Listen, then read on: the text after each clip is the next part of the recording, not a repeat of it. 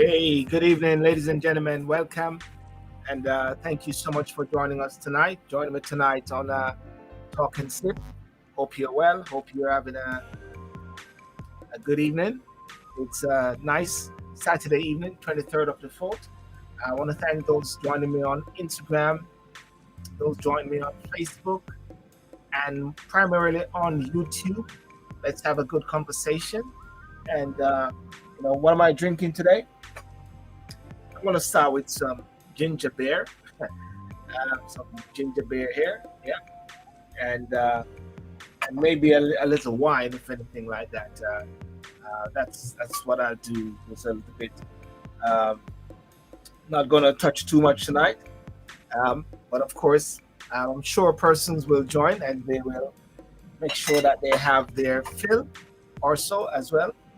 And yeah, so I'm gonna thank you so much for joining. And hey, let's check on you. Oneil, how are you? I am doing good. How are you, Silver? Yeah, I'm good, man. I'm good. How you doing today? Yeah. Doing good. Can't complain. The You look weather like is you are. excellent. You got a nice backdrop there. Are you next door to Mike Tyson? Well, I would have to stay as far away from Mike Tyson as possible because just looking at him will get you hit. Yeah, but that guy shouldn't have been messing around with Mike Tyson. Uh, Exactly. You have to know choose the the battles. Choose the battles. exactly. When they say you know when to walk away and know when to run, and that was the time he should have walked away. should have walk away. You know. Most definitely. No? So how is the USA? Is everybody asleep there, or they're waking up? Everybody's actually it's a really great weekend. It's really nice outside because I don't know if you've been tracking the weather. We've been what I would say in May has been quite colder than Yes. previous. So now I think we are finally in getting in that warm wintry is behind us and we're getting to that summer weather now. Yeah, yeah. But let me just big up Scotty. Hi, Scotty. How are you? Yeah, we're having a great weekend. I see Oneil has his backdrop there, so he's in the pool. You know, Hey that's Scotty. that's that's not a virtual. That's a real pool, isn't it? Yeah. And also Jamaica Supernatural join us on Instagram. Thank you so much for joining. I want to say one of the first things that ladies and gentlemen, the Talk and Sip show, as you can see, is where we have discussions in a light setting, and of course, Anil will tell us what he's drinking. Everyone needs to say what they're drinking. Actually, I decided to bring out the big gun. A good friend of mine bought me a bottle of scotch about 2 years ago, Mm, and he had given it to another friend to pass it on to me. And I didn't see the friend for a while. I finally saw him and got it, and it's a Buchanan. It's a 30-year Buchanan Scottish whiskey, and it's really good. So that's what I'm drinking today. so it's older than you. Exactly. I'm just having a glass of Merlot there. Um, and yeah, so talk and sip every Thursday, every Saturday night, and we have these different discussions. There's always a flagship topic, but at the same time, we tend to use that as a way to as a springboard to many different things. And just to emphasize as well that talk and sip is not a political aligned show. So therefore, whether UK or whether Jamaica or whether USA, but it's important that persons have their political affiliation and free to share. But at the same time, we're not politically aligned. Anil, I know you're aligned. Are you aligned on it? No, as I said, I'm a free thinker. I'm an independent free thinker. Yes, yes. That is so crucial. And one can be a free thinker at the same time, but choose at different times where you vote. Exactly. I always like the Jamaican political scene because every party has to publish their manifesto, I think is what they call it. Yes. I don't know how many people normally read it, but right, you always want to look at every one of the candidates and read their positions, and then that's how you make a decision. But I actually, so I was talking to someone the other day. I'm like, every year, every solid election year, they write these big pronouncements. I don't know how many people actually read them, or if we even track. You Yes. know, like if we're gonna get into election in November, it'd be interesting to see if the number of people who vote correlate to the number of hit they get on their website. Hmm. That's very interesting. That's very interesting. Scotty just said something a while ago that I was watching Mr. Patterson on YouTube. L. Patterson, who's L? L. Patterson. That's not Joseph. I mean, Joseph Patterson is the one who is for the UIC. PJ Patterson is the one for PNP. I don't know who L. Patterson is. Yeah. Scotty, I don't know who is that person. Is that the same person as for the UIC or so? But anyway, still well tonight the topic, as you can see there on Oneil, is should Jamaica import foreign workers, and where that emanated from was where the Prime Minister of Jamaica sort of alluded that, hey, if we do not have workers, we may have to consider importing, get some immigrants, just like how America started, just like Australia started with immigrants. Yeah, um, it's an interesting concept, and I did went and I took a look at what he actually said, Silborn, and one of the things they say, context do matter, Mm. and I believe he said it at the breaking of ground of the new Ryu Real. hotel in either Montego Bay or Trelawney. I'm not 100% sure where the Yeah. location was, but I think what he said was, and I don't know, remember the number. There's a number of projects. I think it was nine. I don't know if he said nine hotels or nine, but there's a number of projects that are in the Make. work. Mm. And what he was saying is that when you take a hotel and you sort of break it down to what I typically call first principles, you need so many cooks, you need so many right bell washers, and to get that you need so many construction workers. Mm.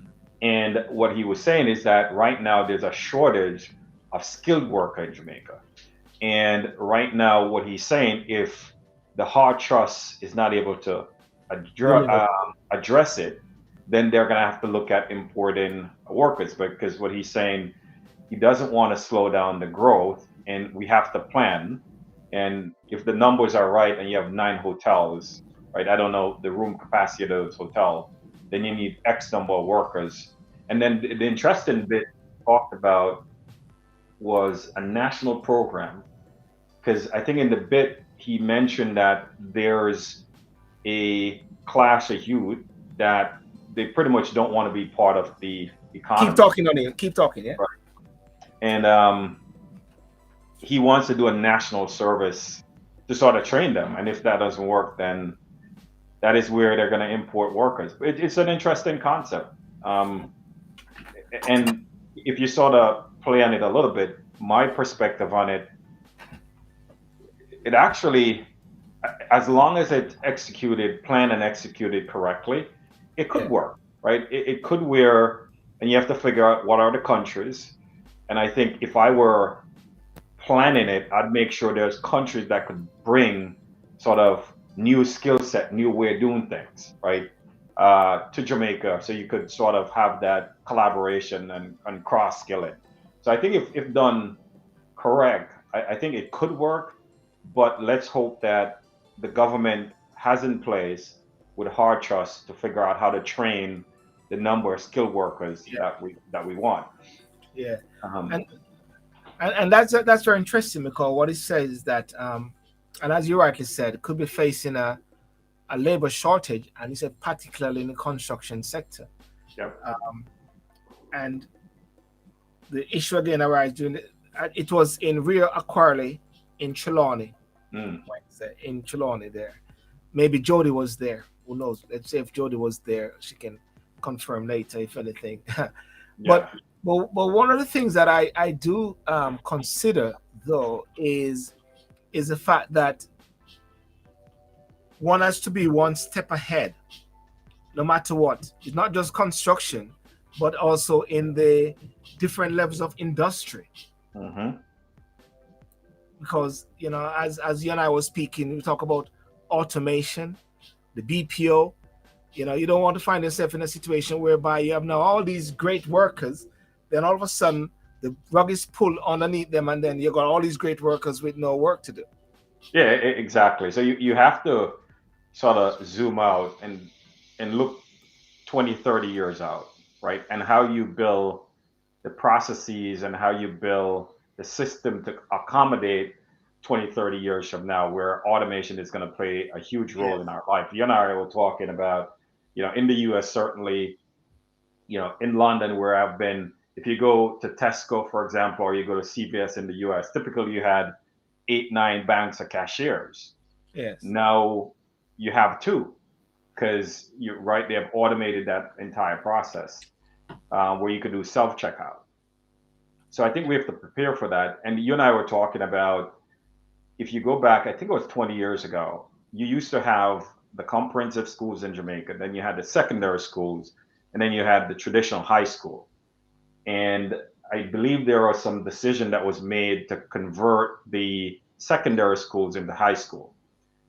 But those secondary schools, they played a important purpose, because that is where the pipeline of skilled workers came from. Like I have family who, they're electricians today, they're mechanics today, that came through that system.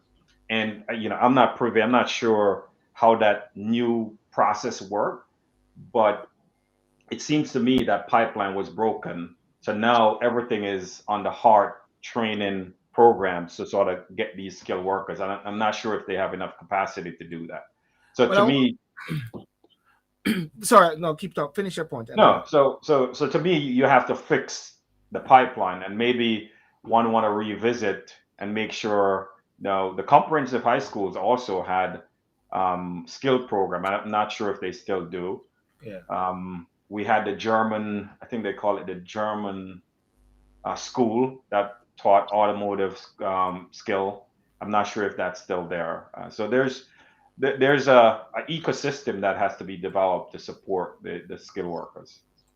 And the point I was going to say there a while ago is hopefully Raymond Treasure, the principal of your castle, should come on tonight, and he can also maybe elaborate a bit more on that particular point that you mentioned about the the school bits, as you said.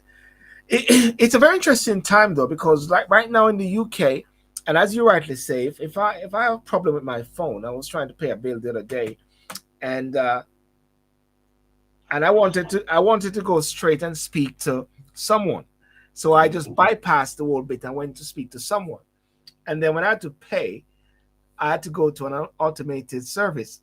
They put me back to God. They said Yeah, it. So there I wanted to pay someone and to speak to someone, and yet I spoke to someone, but then I had to go and deal with the automated service, right. and it puts the point therefore that, hey, what's going on here? If we're not careful, we may get excited as to what is happening now, especially with the BPO. But as you alluded earlier, India went at full shebang, and now it's pulled underneath their rug to a certain extent. And if Jamaica is not careful, just like with the free zone bit, you'll have this massive workforce that the plug is pulled unless we are thinking far ahead. Exactly. So I don't remember the numbers, but I think I read somewhere where not what of 70, 80,000 Jamaicans work in the BPO industry there. And if you think about what it is company outsourcing their customer service and different tiers to Yes. Jamaican companies, and they pay them a fee. So it's a commoditized business, but Mhm. automation is also a huge part of that business, where there are services here in the US where I don't even talk with a person. If I ask a question, there's a chatbot, pretty much a digital version of myself that actually does all the work. So what the Jamaican government has to be careful is to ensure, as you're expanding that industry, you're thinking about what the future is going to look like, because labor costs in Jamaica is currently low. As the labor costs climb, then just like India, and you see that going on in China, they'll find the next sort of lower cost labor market, right? Yeah. So those are the things that I think the prime minister. I wish he had amended his statements and said something to the fact, how do we automate the industry in such a way that doesn't cause disruption, right? So to me, there's sort of two pieces to it. There, one where you get the skilled workers, but is there a percentage of it that I could automate, right, to sort of rectify some of those challenges that we're having getting skilled workers, rather than the second bit, if we can't fulfill, then we're going to import, right? So maybe it's what are the things that we could automate, and then what's the ecosystem that we need to build, and then maybe the last resort is where do we go import skilled workers from, but it's something that has to benefit the Jamaican people. So we have to do it correctly, because if you don't, you probably witnessed some of this with Brexit, where some of the bit was you have plumbers coming over into the UK, and you probably used to pay £40 for a plumber, and now you're paying 20 because the supply and demand calculus, right? So we just have to make sure there's not a impact to wage, because the Jamaicans can't have a reduction in wage. It's interesting you mentioned about the £40 and then they cut it down to £20, because like where I live, and I think just before Brexit, to a certain extent, you could go down to particular areas and you see a lot of Eastern European guys in there, and they are willing to jump in your car and take them to your home, and they fix everything. Yep. And they cut those guys, and I tell you what, they're good. Yep. They're also good with what they're doing. And Yep. a lot of construction workers and lots of tradesmen used to really complain about these guys, but they would deliver as much as possible, as the point you say. Exactly. So I think there's a process the government has to go through, and then hopefully it doesn't get to where you're important. And the interesting thing, and I don't know if the numbers is correct, and hopefully Jody or someone, the unemployment in Jamaica is 7.1%, but I don't think they have reached full employment yet. And which is, I believe, when this government took over and we've had the pandemic, the unemployment was probably about 14, 15, 16%, and now it's down to 7.1%. So that's quite low. And I don't know how they calculate that, where they're getting the numbers from, but that seems quite low. But when you talk to a lot of Jamaicans, some of them, they don't have jobs. So I don't know how they're counting the unemployed. Yes. No, that's very interesting. I want to just reset the room again. And ladies and gentlemen, thank you so much for joining us tonight on Talking Sip. And those on Instagram, in order to watch a full show and to see persons, you'll have to go onto YouTube, which is Silburn TV on YouTube. You can see that. Thanks for those joining on Facebook as well. And one of the things I'm going to do tonight is there's a book which is to be launched, and this is by Donovan Stanbury. I don't know if you know that name, Oneil. And I'm going to put a picture up of the book here, and this is the book which is to be launched at the Jamaica High Commission. Let me just take off this caption here. Yeah, it's to be launched at the Jamaica High Commission on the 26th.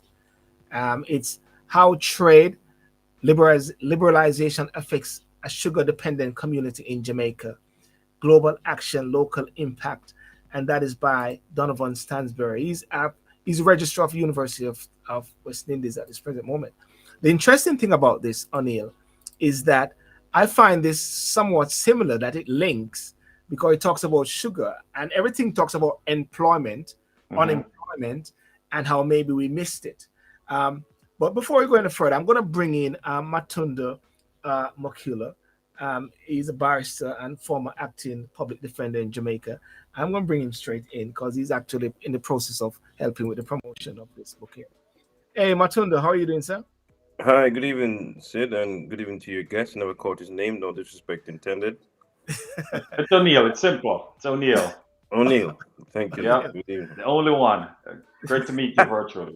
There's only one Oneil, you know. Every other O'Neill spelled their name wrong. So, you know, I, I think Matunda, you're drinking, just chilling, isn't it? Yes, I'm having some Jamaican Stones ginger wine. You don't get more authentic than that. I have some in the cupboard, you know. I don't know. I mean, I have it for years, you know. Is it still good? I don't know. I just, yeah, it's still good. Of But you course, know it's the still good. interesting thing, as you're talking about, it, I didn't know this that the Stone Ginger wine is a product the UK yeah. until recently. I did not know. I'm like, when I looked at the bottle, I'm like, hold on. For years, this was called the Jamaican Stone Ginger wine, Mm-hmm. product Mm-hmm. of the UK. Yeah, yeah. Hmm. But listen, Matunda, thank you for coming on and for the short time that you're here. You're in the process of assisting Donovan Stanberry with the promotion of his book.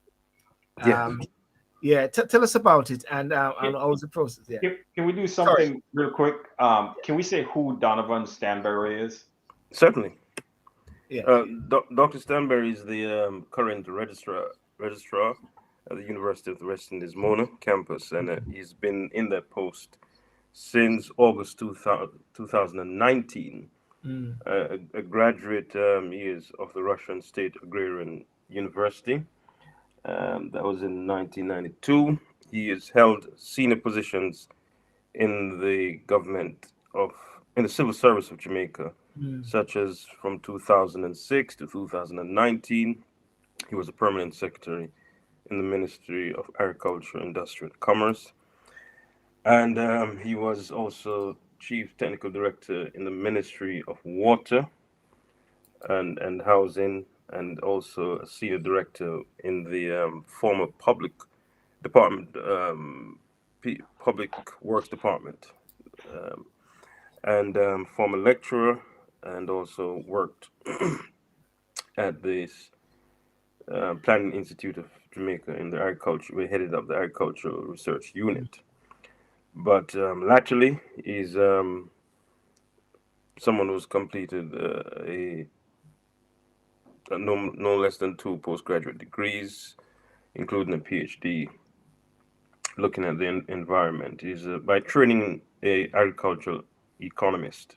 yeah, So he certainly comes to the um, the writing of this book.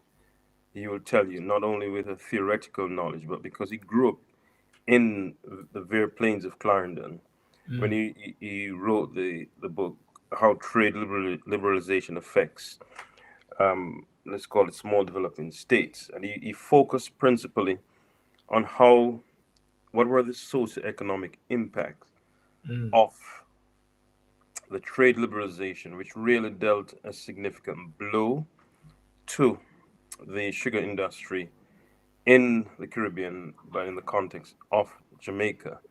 And by trade liberalization, in a nutshell, we're referring to the fact that if those of us who have done a bit of Caribbean history would have remembered the Sugar Duties Act and how favorable it treated sugar coming from the Caribbean.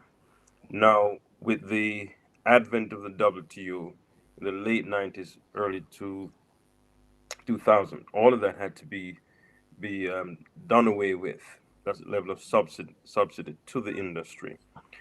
And one of the things that Mr. Steinberg looks at is not just the socio-economic impact of the death of King Sugar, but mm, also it challenges us by asking us this question: how is it that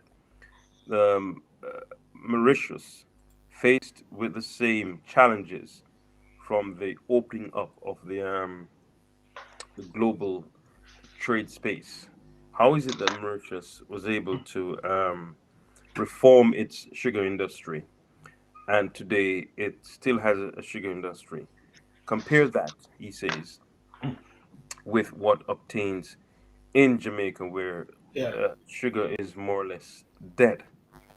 Factories that were, for example, he focuses on the Monument Sugar Factory, which is one that both he and myself, I'm a person who grew up in Vera Clarendon. When we were growing up, as a practical example, if you wanted to see a practical example of the multiplier, the theory of the multiplier effect that some of us who study economics struggle to understand, you'd have had to go down to, say, the major town in Vera Clarendon, which is Lionel Town, on a Friday. All the supermarkets were bustling with trade. It was a town that had a hospital, a police station. The only thing sort of amity it didn't have was a fire station. Mm. But the fact that it had the sugar factory, the Manimos sugar factory, meant that sports was live in terms of cricket. It also meant that business was booming. On a Friday, I could remember, um, I went to Watsonton Primary School. On a Friday, I could remember, Sid, that there are children, fellow students who would not take the lunch kit to school because on Friday they'll get $5. That was a lot of money then to buy a bun and cheese and a soft drink because the father who or whomever worked at the sugar factory got paid on a Friday. So that's on a sort of minuscule level where how important the sugar factory and industry was to Jamaica. If you go to these communities today, in Westmoreland, in St. Catherine, in Clarendon, and parts of Trelawney, the communities are they're ghost towns, and no, it's no wonder you look at the crime rate in Westmoreland. When I was a child growing up, I can recall that you never heard much about what's going on in Westmoreland because everyone there was employed basically, if not directly, but certainly indirectly, in the sugar industry. When King Sugar died, it left a great hole, a gaping hole. And what Mrs. Stanbury is trying to understand and to point out is one, how did we get there? And did we have to get there? And how is it that Mauritius is able to weather the storm, and now they have reaped the benefits of better policies and that slow modernization of the sugar estate, sugar factories. When the Chinese took over Monimas, well, the sugar industry, and I speak specifically of Monimas, the machinery there was ancient. So you imagine you're competing with Mauritius that on mere productivity alone, you're starting off 10 points behind, if not more. And this research that Mr. Stanbury has done and has presented to us is a telling tale of how, one, we neglect to modernize certain facets or sectors in our economy, and two, the effects of our failure to do so. We've divested the sugar industry by selling it off to the Chinese, but that still did not save the industry from the death of King Sugar because we had gone so far down in terms of the output and the productivity that by the time the Chinese took over, we were really out of the race. Do I commend this book to persons who are interested in this sort of work? Yes, not because I'm part of the promotion, but because I'm someone who I grew up in that region of Jamaica, and I'm telling you, whenever I go home and I go to those communities, you can see the desolation.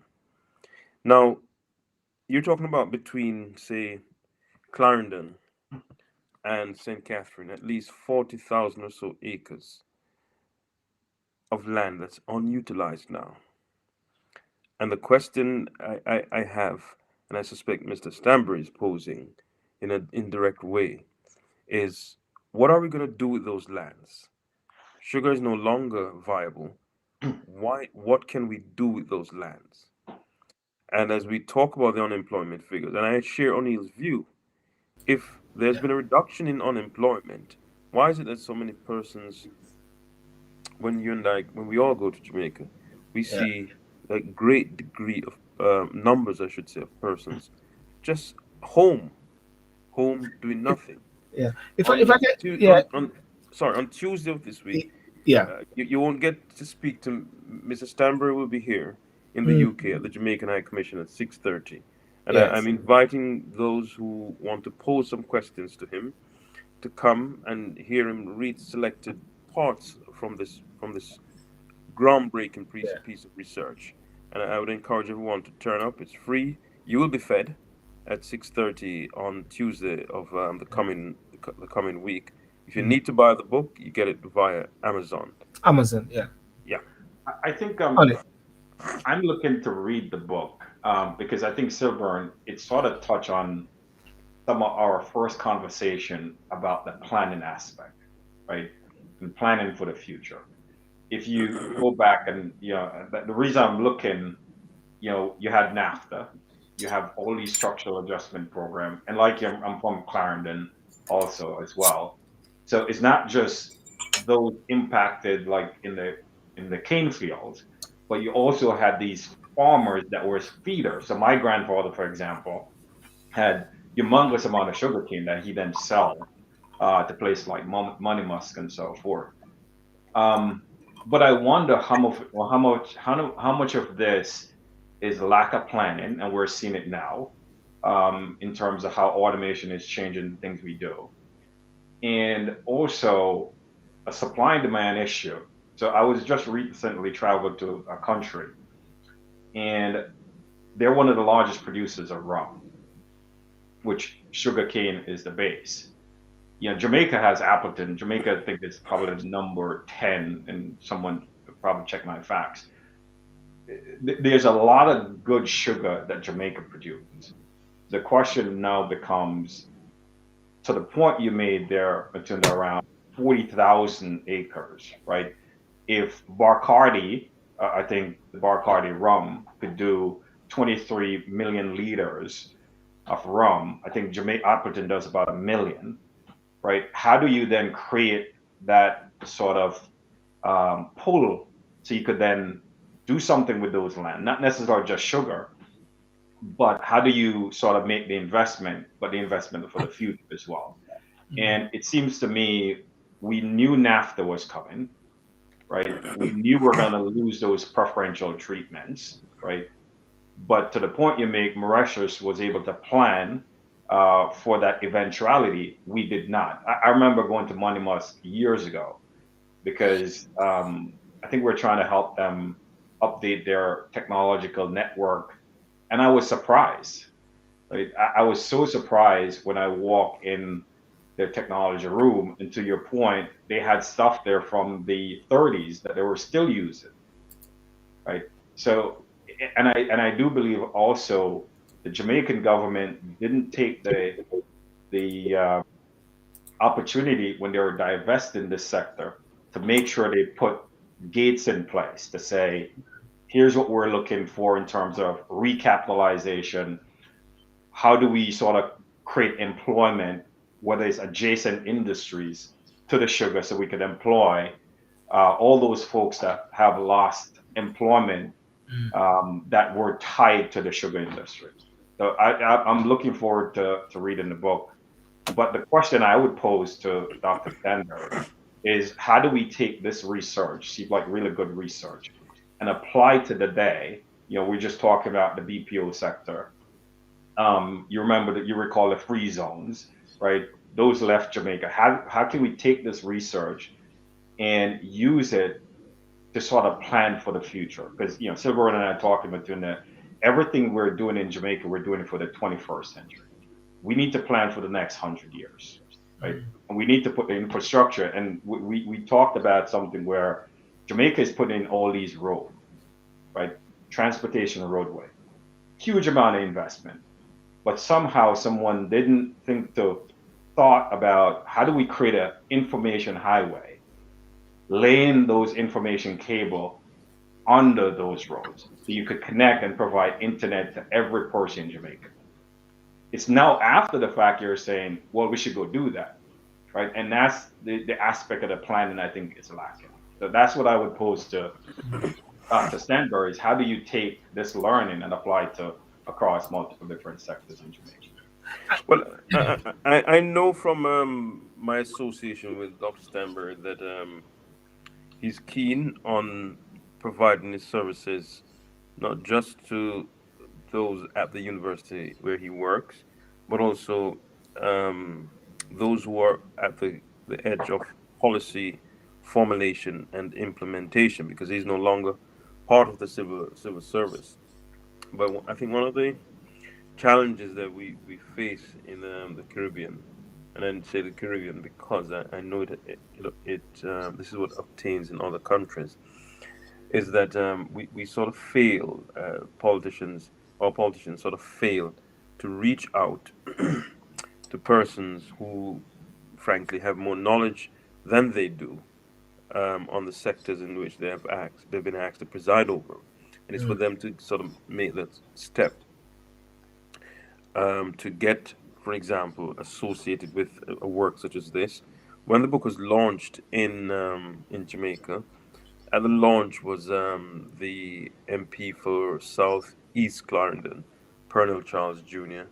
I know Dr. Tufton was there in the latest part of the launch, and he was certainly at the time of the divestment and the selling off of the sugar industry to the Chinese. He was the Minister of Agriculture, but you you you hear that we hear the Prime Minister talk about this need to import, or might be a need to import skilled labor.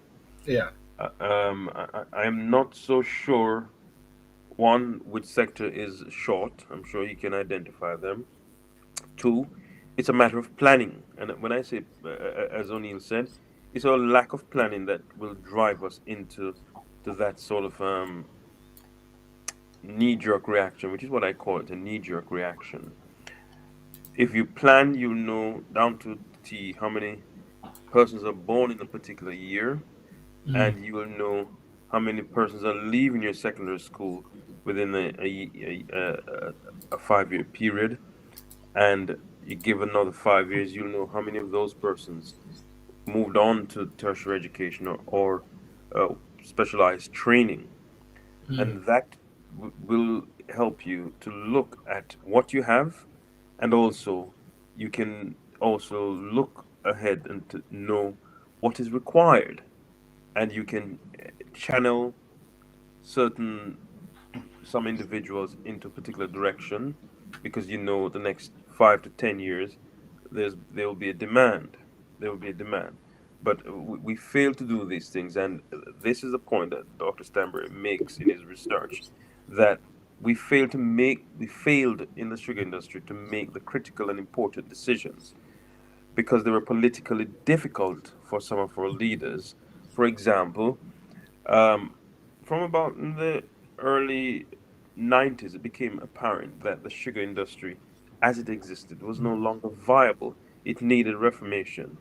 Persons needed to be laid off, but no politician wanted to take that critical and tough decision. How is it that such a research gets into the hands of the politicians, for people like you and I, and for the politicians themselves to reach out and, in a practical way, go by the book? Yeah. I mean, But I don't know if you got, well, yeah, Silver, you should know. yeah. You take an interest in politics in this country. Mm. Comparatively speaking, you look at some of the MPs and how they prepare themselves for committee membership in, say, the Spec up, UK. please. Yeah. compare that with, and I follow a lot of committee stuff in Jamaica. There's a lack of preparation. The basic, and you start to ask yourself, well, if these guys can't prepare for, um, if they can't prepare for a committee meeting, um, what about the extra research that they need to do to find information so that 40,000 or so acres will not sit idly? Yeah. Because they need to come up with some ideas as to what to do with that. And Well, it is very clear. It is very clear, um, Matundo, that the research, and based on my little review so far, and as what Oneil said, it is somewhat setting a lesson. It's a teaching moment.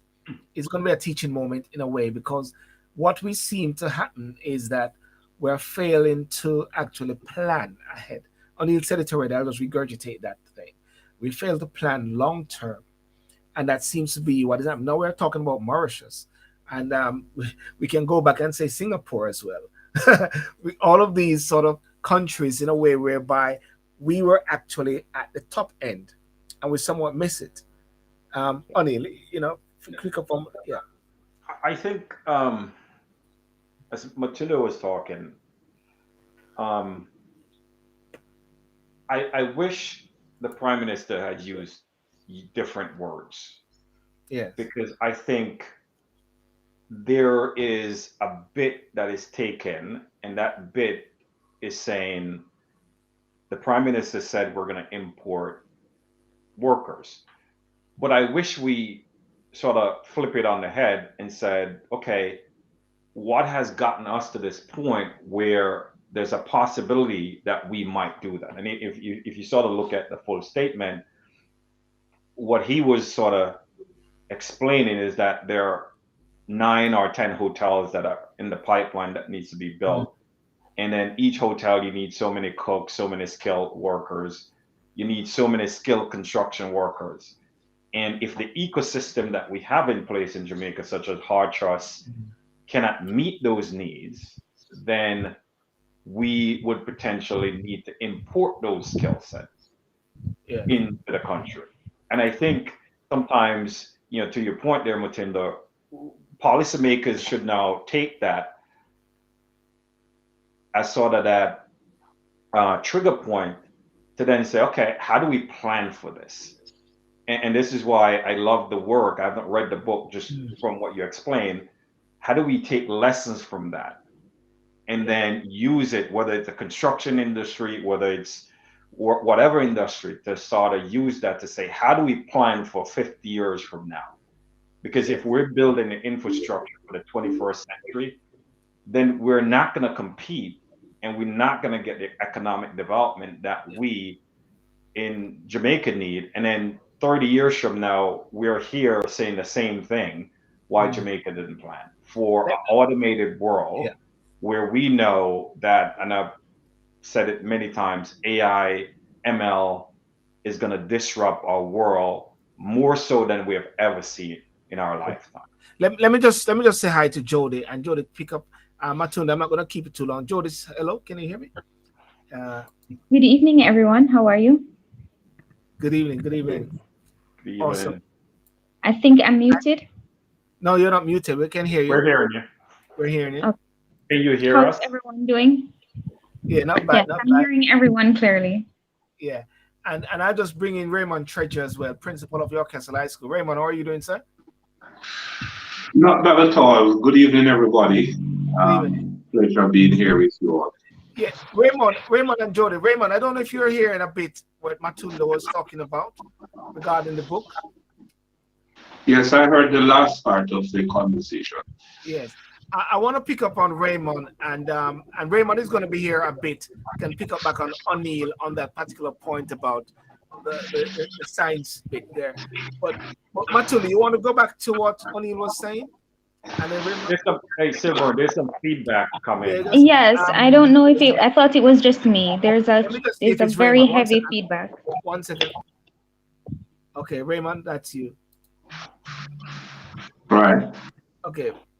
Raymond? Okay, No, I just did I muted the Raymond and I realized it is from your side. I mean, I agree wholeheartedly that our world will be disrupted significantly if we fail to prepare for the AI. It I mean, and I say that because I've been reading some stuff on it, books on it, and I've listened to some lectures, and I am particularly amazed at the steps that people are taking. Now, somehow, I think we think in the Caribbean that we just, and developing countries, that there's a sort of a period that we have to skip. We have to skip it, whatever you call that period. We will have to skip that period to get to that place where AI is part of our everyday reality, because that is just how it will be, and we're not talking about 30 years from now. I think No. it's less than that. Mm. Less than that. I mean, I'm not sure.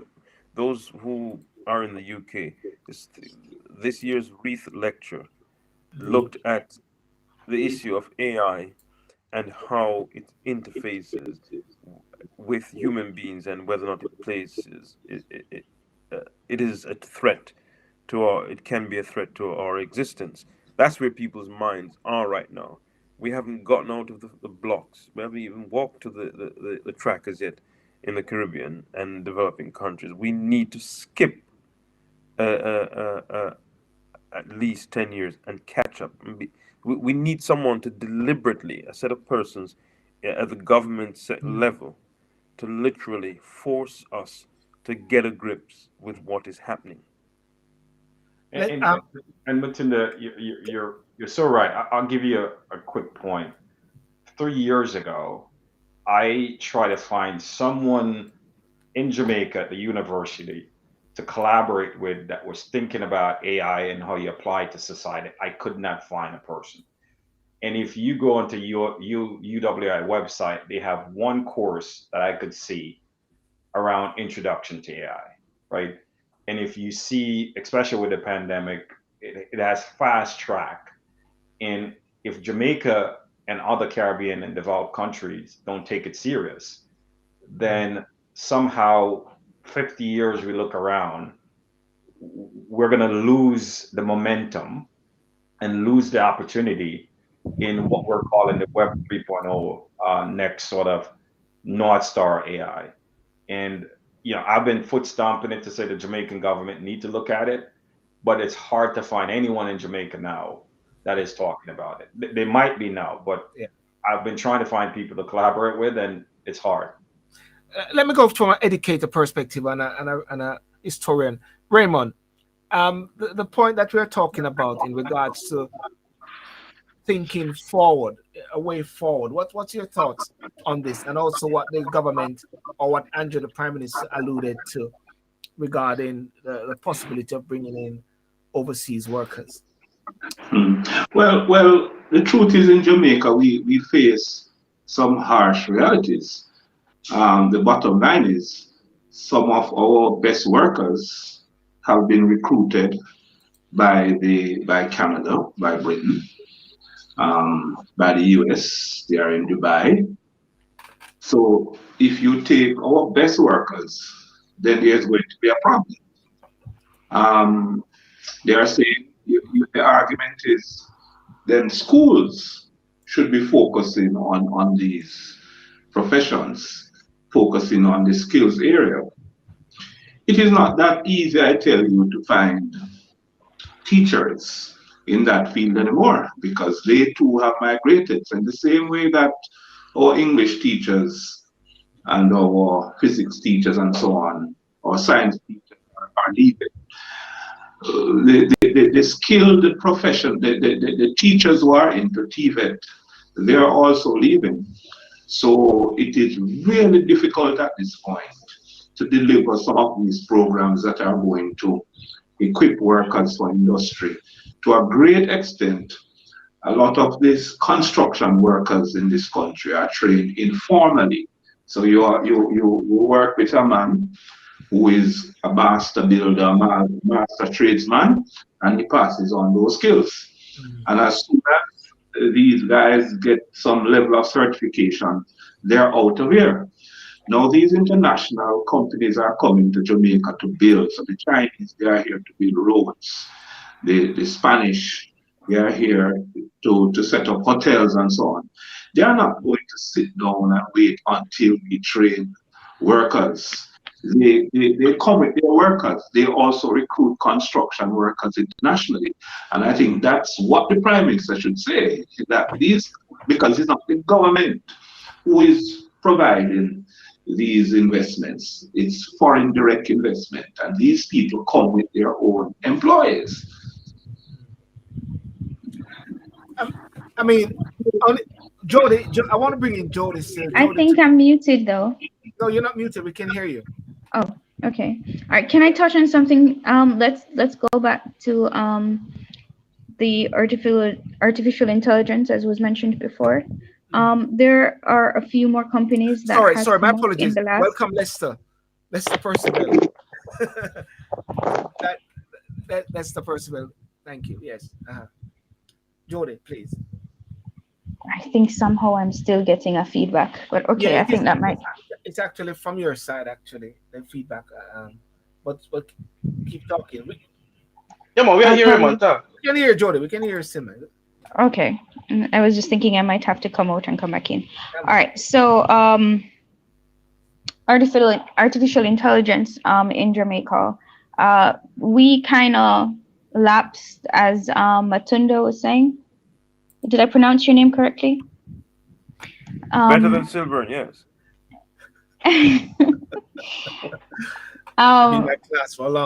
We are Jamaica is definitely years behind, and so are the other Caribbean countries as well. When I said years, we are years behind. I told persons that when I used to think about how AI worked back when I was probably 16, 17, because I was exposed to a lot of things from a very young age. I was exposed to internet from I was 12 years old, and I'm not that young, people. I turned 40 this year. So, I mean, you can imagine how many years I was ahead of my counterparts who did not have access to the internet from a young age. And so for me, a lot of things, are now like second nature, and I was ahead of everybody. I remember before COVID, when I tried to do certain things and get certain things done, I was told I was behaving like the FBI because there was nobody offering some of the things that I was asking for. And like Oneil, he probably did some research trying to find people to help him with certain things, certain information, or to even try and see how it can be implemented. And it was difficult.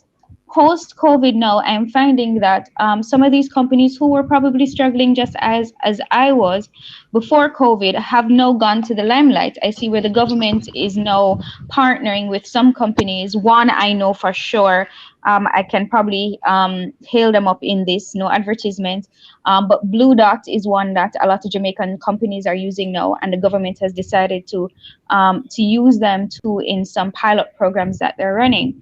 And I just hope it goes to the next level. But the average Jamaican, it's going to take a lot of education, enlightenment, a lot of, I hate to say this, but non-religious connotations to the evil world in order for persons to become accepting of some of the things that we need to be looking at to move forward in terms of AI. That's my thought on that. I don't know if anybody has anything to say on that, but just from my observation here in the country.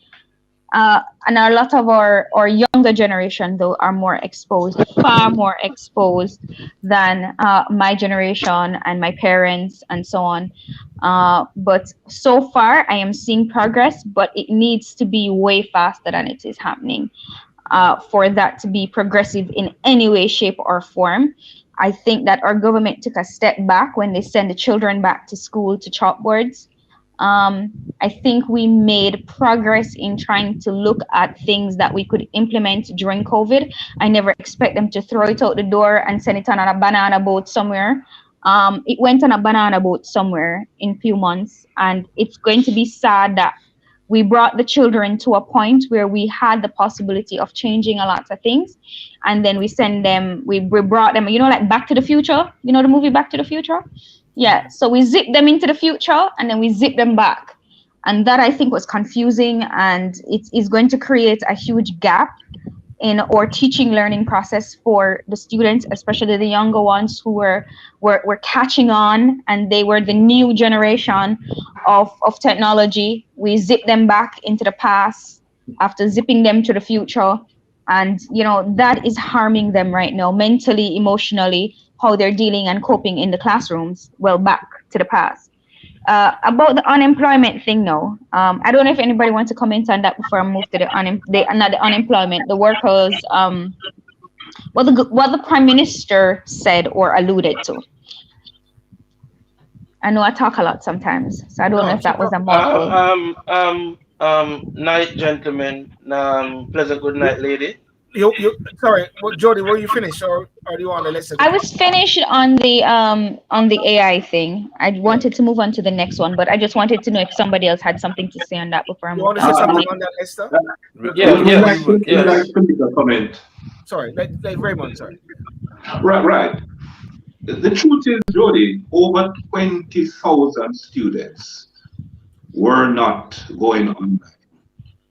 There's no way the Prime Minister could continue with an online. Did you say the number was 20,000? Yes. You said the number is 20,000 that were not online. Yes, over 20,000 students were not getting. Let me ask you another question before you give me the rest of the statistics, right? How many students in Jamaica do not go to school as a result of socio-economic problems? It certainly did not add up to 20,000. No, that we have 20,000 to how many students do we have overall in Jamaica? No, I just need numbers to show you the comparison. Let me be very specific with you now. I am the principal of a high school, right? Generally, my enrollment is 1,500 students. During the pandemic, the students who lived in deep rural communities, and that amounted to about 200 students. These are the creme de la creme of St. Anne's. These are some of St. Anne's best students. Those students, because of internet connectivity in their communities, were not able to access online school. Now, the fact that we have returned, what we're doing now is really to continue. In fact, I was having a discussion with some of my principal colleagues before I came on, because a lot of them are thinking about banning cell phones and all of that. And the point I was making is that they don't need to ban. In fact, we can continue with what we left off. We can continue to use the cell phones, the tablets. I introduce things like augmented reality, that kind of thing, artificial intelligence. I am doing that, and I'm saying the fact that they are back, it gives us a better opportunity to expose all students to this technology that they could not access when they were at home. In my case, it was over 300, and these are students who would normally be in school. Let's come again. Yes. Jody, I understand your plight regarding the situation in terms of learning, and it seems retrograde. But one of the factors that Jamaica is facing is that persons who live in urban areas, town centers, we have a very incorrect notion that the wider Jamaica is as connected to the internet as we are who live in urban areas, right? And that's really not true. And when you look at a lot of urban areas in Jamaica, at the rural areas in Jamaica, the cell phone doesn't even work there. Just like normal cell service don't even work there, right? And Sorry, you have many. my man, these are not problems that cannot be fixed. no, This is not the sun that stopped shining. no, I know, but what I'm saying, it's this is not a governmental problem because It government is a don't put up governmental problem. It's how you regulate the sector and how you grant yeah, the license and the conditions that you yeah, yeah, attach to the granting of but but but license. but but hold on. It also there's a cost and a factor if initiative also where if there's a community that have for example 500 people, right, and you're going to run lines up there that's going to cost like say 10 million US dollars, right? What you're going to get back in return for running that line up there, for putting that filter up there, it is not business wise not worth it. So you're not going to run Yeah, I um understand that. I understand that, and that's the sort of analysis no, that but was could you allow me used. to?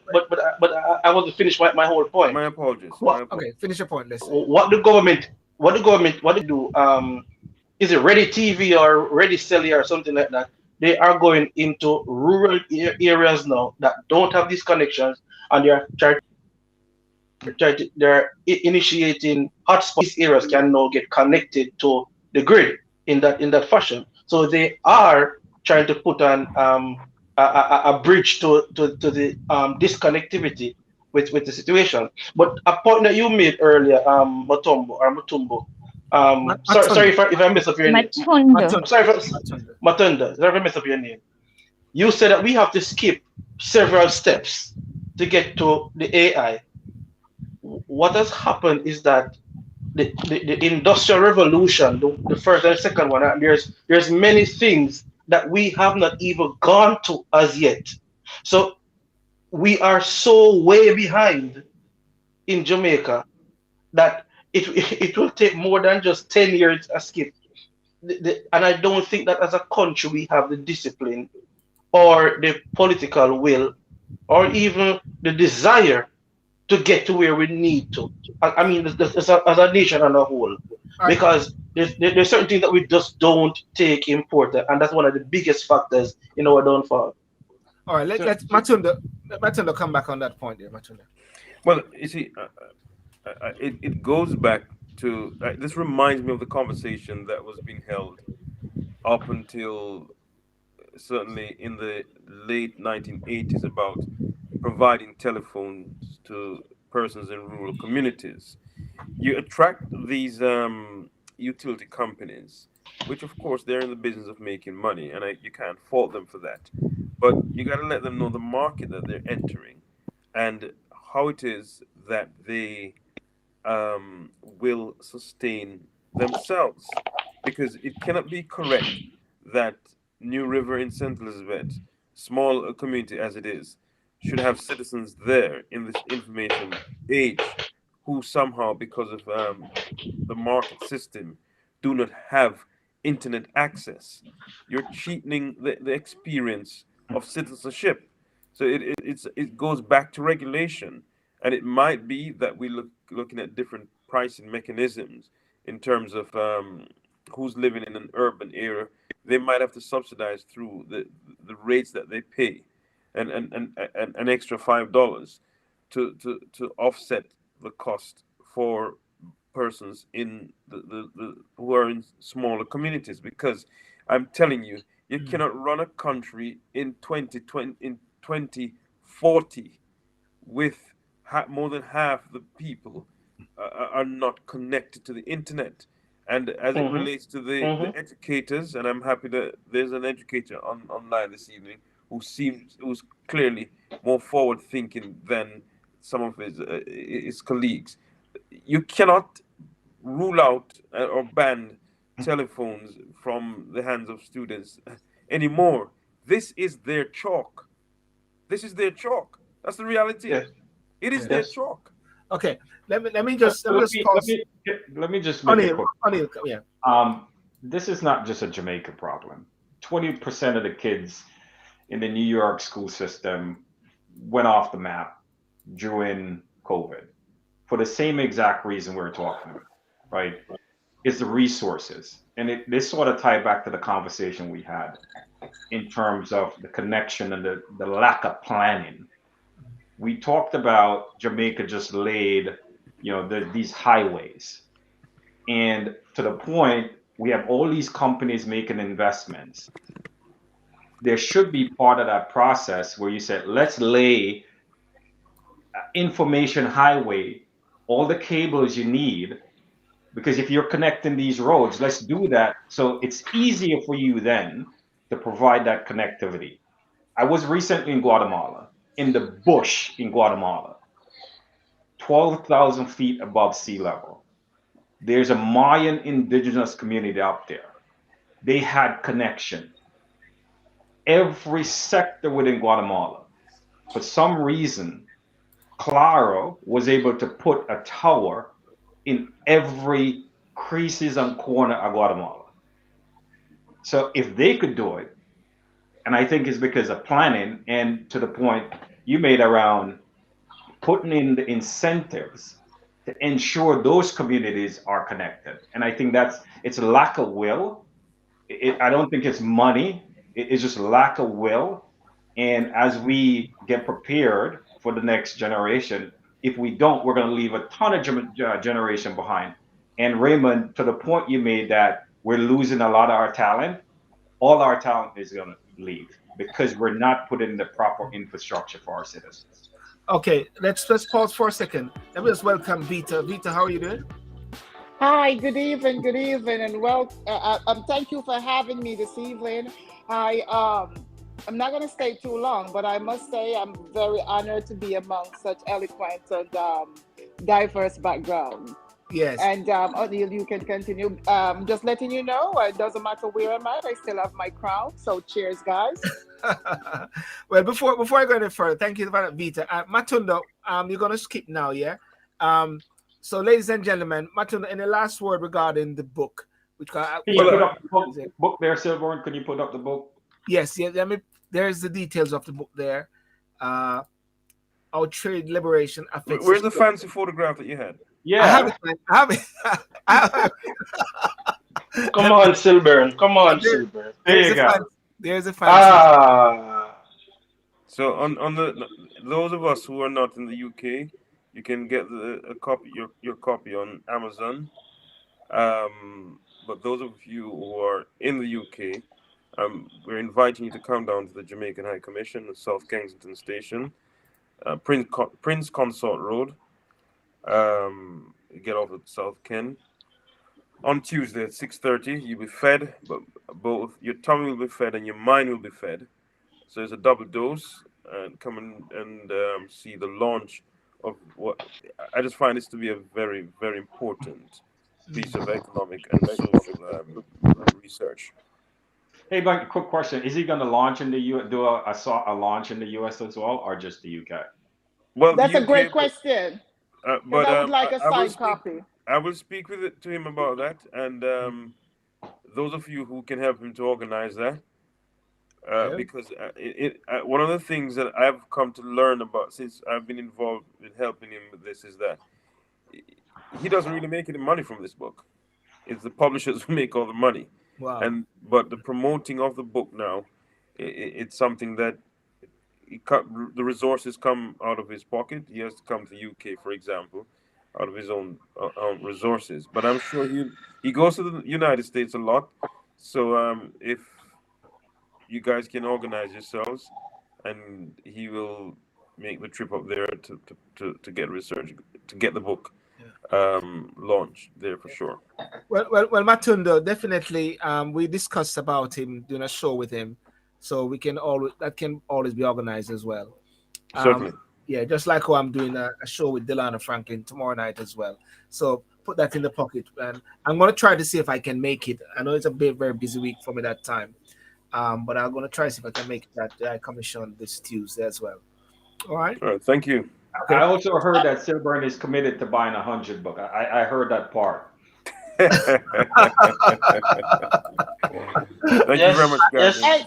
And Silburn, if he's coming to the US and I can be a part of organizing the him being here in the DMV area where Oneil and myself lives, then What's that definitely I fancy would term like you to use? Pardon? What area? DMV. Oh, the DMV. That's Washington D.C., Maryland, and Virginia. So Okay. as a tri-state area, where if he's coming into this area, then he can help to organize his I will let you transition know here. that. I will let you know. Those are funky terms, Matunda, for you and me. We don't know these funky terms. All right. Every day you learn, and I'm appreciative of the fact that I was given the chance to learn something and to talk about this wonderful piece of research. Thank you very much. Thank you very much. Have a good night, Matunda. Bless you. Cheers, sir. Bye-bye. Yes. So there we go. I want to go on to thank you guys for Veta. I don't know what's your take on the topic, the subject topic anyway, before I go back to Oneil to put a question to Raymond. The subject topic we have is about should Jamaica import foreign workers, but that's just like a springboard, if I must say. Right, and I have a mixed feelings on it because we should not be at the point where we are saying there's a possibility that we have to import skilled workers, because as a government of the country, you need to foresee that investors are coming in and people are coming back in the country to invest, and therefore they need skilled workers. So as the leader of the country, what do I do? Do I open school? Do I train more people to make sure that I'm preparing for the future and for all these investors that's coming in to invest in the country? And this is what is required. So that's one part of it. I look at it. And then I look at the other part is that you have a lot of Jamaicans who do not want to work, or the fact that they get so comfortable for not working, so therefore they don't even want to work. But also we have to look at the fact that can we take these workers and do hands-on training? Because that's what I do. I cannot find people to fit the criteria that I required when I'm hiring staff. So what I do, I will take staff and I will train them. There's a certain criteria, certain formal education that are required. And once they have that formal education, I'll know they are trainable. But if we're looking at skilled workers like the hotel workers, it's very easy to train workers in the hotel. You don't need them to go to school to learn how to say good morning, good afternoon, how may I help you? So these are situations that the government need to look into, and the government need to plan how they're going to meet the needs of these workers, and how are we going to keep skilled workers in Jamaica? And that's the fact, because you're paying me $10. If I go to the US and I make $20, of course I'm going to jump for that opportunity. So how are we going to keep skilled workers in the country? When I was in Jamaica, I went to Brunson Community College. And one of the factors was that I went into the nursing program. And in the nursing program is that once I become a nurse, I cannot leave the country for 4 years. I was bonded. So I could not leave the country once the government finished training me. So these are some stuff that they can bring back. I don't know if it's still there. It's not there. Okay, and those it's not there That's anymore. not true, Jody. That's Where not is true, it? Jody. That program That's not doesn't true. exist anymore. That's not true. Which one of the nursing schools, Lester? One second. That was a Vita program. finish that point there, sir. That was a The program. program is still there, but the program is still at the in fact, the program at the Brownstown Community College now is a registered nursing program that they deliver in collaboration with the University of the West Indies. The difference is government is no longer paying for nurses. Exactly. It doesn't exist anymore, so they're no longer bonded. That program no longer existed. Right. Okay. So that is one of the problems that the government. But that is okay, guys. If we all talk together, we're not going to be paying for nurses to be trained, because what was happening was that the recruiters would simply pay off the bond and take the nurses. Well, I must say I have to confess that I do recruit from Jamaica, because sometimes people reach out to me and said, hey, I need an opportunity. And if a Jamaican reach out to me and said I need an opportunity and I find an opportunity, I'm going to bring them here. And I do. Right? And you are going to pay the bond. Okay, but what happened is that when I was doing it, there was no paying off the bond. It's mandated. It's mandated that you have to do it. So the thing is that there is no paying off. It's mandated. You will not get a visa. You will not leave the country. And maybe that's what we need to go back to. I think we're but what I was responding to, what I was responding to is not. it's not the nurse program. I was responding to the government. There's a young lady here, Kiba Smith, that is studying water. She works at Water Commission, and she's studying water engineering. And she's bonded to Jamaica after she goes back to from the Netherlands to Jamaica for 7 years with the Water Commission. So I'm saying there's still a bonding program with many government agencies, right? But also, what some of the things that Vita is saying, I understand her passion, but let me give you some example. I spoke to the Minister of Information yesterday regarding this specific topic, and I told her that I'm coming on this program, to speak on it and to get a wider view of things. There are enough workers to build 100 hotels in Jamaica. The problem is certification, not just training, but certification. Because these workers are very skilled workers, very good workers, they have no certification. These companies are international companies that require certain things in their building code, right?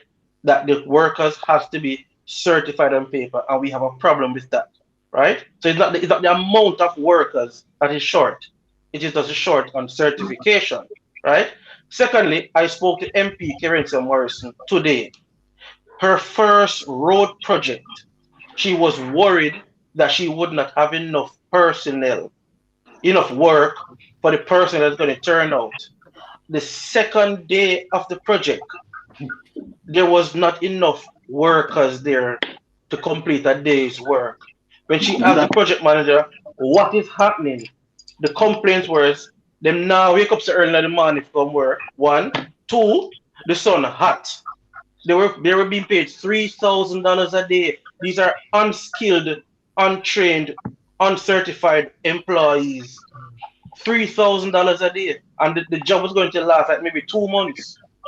So this is one of the problems that they're having in Jamaica. So it's not just to open a school. There are many training institutions in Jamaica. There's a last point. My mother, between 2020 and 2022, got do certificates from Heart Academy in Old Harbour Bay. She went around on her own volition and begged the young men of Old Harbour Bay, come to the electrical training, come to the basic construction training, right? And then refuse to come to the training because the Old Harbour JPS plant is employing people. All you have to do, the 6 weeks, I think 6 weeks or 8 weeks at the community center training, and you get employed at the JPS. And they have not taken it up since 2019, not one. Okay. All right. I want to make Oneil, if I may come in here. but no, wait, Raymond, wait 1 second. Wait 1 second. Let me bring in a point here. I think we're Oneil, just I one think we're second. Just 1 focusing. second. Yeah. 1 second, Oneil. 1 second. I think there's something though, Lester. I hear what you said right there, but the Prime Minister did make an utterance that if these things are not satisfied, I'm getting so much feedback here. If these things are not satisfied, there's a possibility of importing foreign workers. That is from the Prime Minister's mouth. Are you saying then that the minister or someone you spoke to is saying that he uttered wrongly? He said it in a way, not saying that we need it, but there's a possibility. And Raymond, in my conversation with you earlier, you said most of these companies that are these hotels that come to Jamaica, they come with certain criteria. I want to go into Lester, onto Raymond first before I go to Oneil. The reality is, you see, Silver and colleagues here, this matter is more complex than we are making it out to be. Look at it this way. Britain is importing workers. Canada, is it that the government is not planning, so they have to rely on imported workers? The bottom line is the North Coast Highway project, for example. A Chinese company won the bid for that project.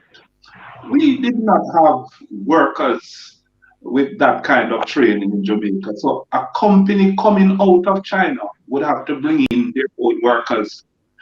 What I must say is that a lot of Jamaicans would have benefited from the project in the sense that they would have been exposed to some of the technicalities required to carry out some of those projects. They hotels who are coming, we don't necessarily have tradesmen to do some of the things that are required on some of these sites. So the Prime Minister need, although he made the statement in that way, these companies, these construction projects that are going to go up are international projects, and they require a certain caliber of construction technicians, which we don't have. So whether we like it or not, these companies, these international construction companies, will be bringing in their own labor to carry out some of these projects. We don't have a choice in that matter. Right now, in carrying out certain projects at school, I barely can find a plumber because you don't have enough plumbers. Yeah, exactly. It's just reality. Let's bring in Oneil, yeah. So actually, Raymond made the point I was going to make. It's much more complex. I actually have a brother, Lester, who owns a construction company. It's not only certifications. It's more around the supply and demand. So right now he's building an apartment complex in Mandeville. He could hardly find workers because there's multiple other developments. If we look at the skyline in Kingston, 5 years ago, it's changing. It's changed, yes.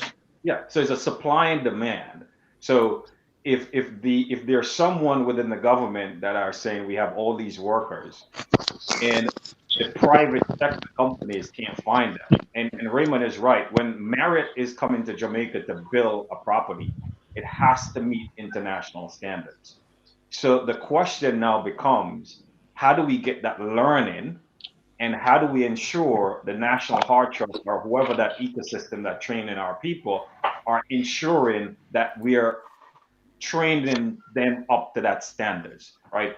So I think focusing on what the Prime Minister said is great, but I do believe just going to Jamaica and just looking at how the skyline is changing, there is a skill set shortage.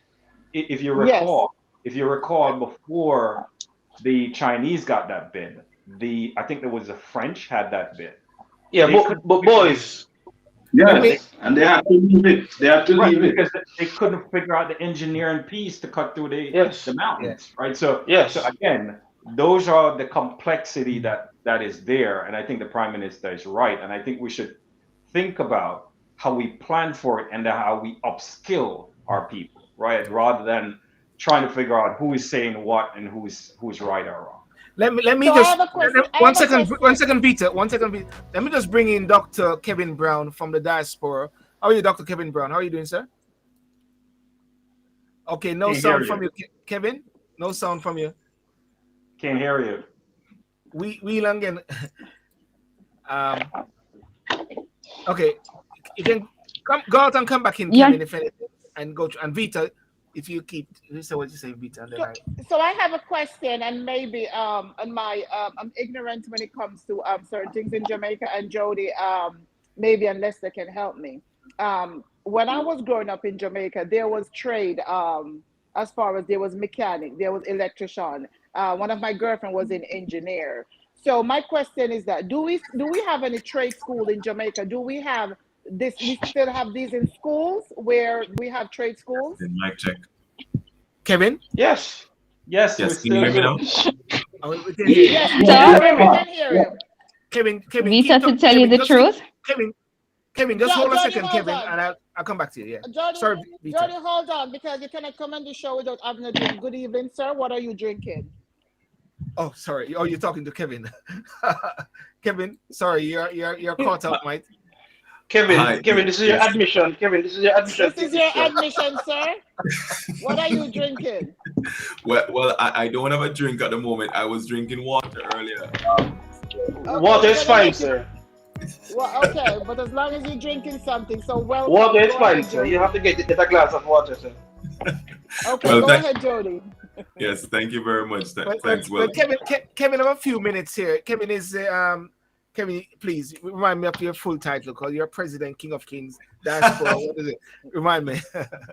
Okay, well, good evening, everyone. Good evening to your guests. I've been listening to your conversation earlier, and it's been a very wholesome conversation discussing very important issues to do with Jamaica.